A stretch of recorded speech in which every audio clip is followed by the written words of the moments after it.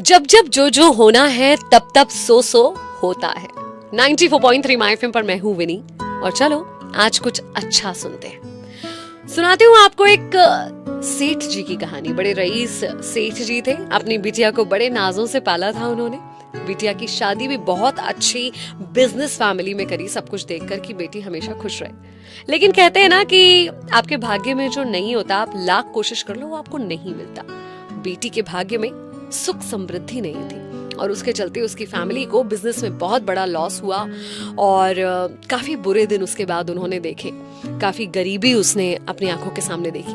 अब उस बेटी की माँ को ये देखकर बहुत दुख होता था। कई बार अपने पति से कहती थी कि आप दुनिया की मदद करते हो, अपनी बेटी की मदद करने के लिए कुछ क्यों नहीं करते? आइए हम उनको कोई नया बिजनेस खुलवा देते हैं, कुछ तो करें उनके लिए जिससे हमारी बेटी सुख से जी पाए। तो वो सेठ जी ये कहते हैं कि जब उसका भाग्य उदय होगा ना तो सारी कायनात उसकी मदद अपने आप कर देगी, तुम्हें थोड़ा सब्र रखना होगा। अब सेठानी उनकी बात तो सुन लेती, लेकिन माँ का दिल था। एक दिन जब सेठ जी घर पे नहीं थे और उनका दामाद घर आया और सेठानी के मन में ख्याल आया कि क्यों ना बिना बताए चुपके से इनकी कुछ मदद कर दूं। तो उन्होंने दामाद का आदर सत्कार करके कहा कि मैं तुम्हारे लिए मोतीचूर के लड्डू बना देती हूँ। 5 किलो शुद्ध देसी घी के मोतीचूर के लड्डू बनाए और अंदर छिपा दी सोने की अशर्फियां। अब ये लड्डू का पैकेट उन्होंने दामाद जी को जाते जाते दे दिया।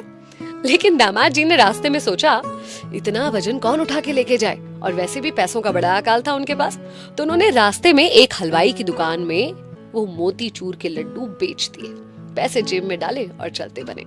जब सेठ जी घर आ रहे थे उसी मिठाई की दुकान पर उन्होंने सोचा कि क्यों ना घर के लिए कुछ मिठाई ले ली जाए। तो उन्होंने ये सोचकर मोतीचूर के लड्डू ले लिए और देखिए कि दुकानदार ने वही लड्डू का पैकेट इनको दे दिया।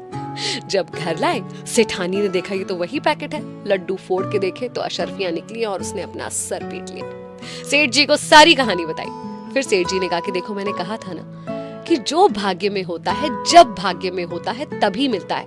ये सोने की अशर्फियां ना तो हमारी बेटी के भाग्य में थी और ना ही उस हलवाई के भाग्य में थी, इसलिए ये हमारे पास चलकर वापस आ गई। मैं ये नहीं कहती कि आप सिर्फ भाग्य पर विश्वास करने लगे या अपना कर्म करना बंद कर दें, लेकिन कोई चीज अगर अभी आपको नहीं मिल रही है तो हताश या निराश मत होइए, क्योंकि वक्त से पहले और भाग्य से ज्यादा किसी को कभी कुछ नहीं मिलता। ध्यान रखिए, कोई भी वक्त परमानेंट नहीं होता, चाहे वो अच्छा वक्त हो या बुरा वक्त हो। आज अच्छा है तो कल बुरा वक्त भी आएगा, और आज बुरा है तो ये कट जाएगा और कल अच्छा वक्त फिर आएगा। झूला जितना पीछे जाता है उतना ही आगे भी जाता है। तो अगर झूला पीछे जा रहा है तो सब्र रखिए, उतना ही आगे भी जरूर जाएगा। अगर अभी हालात वैसे नहीं है जैसे आप चाहते तो थोड़ा सा पेशेंस रखिए। माय एफएम आपसे कहता है ना, लेट लूज, जियो दिल से। चलो आज कुछ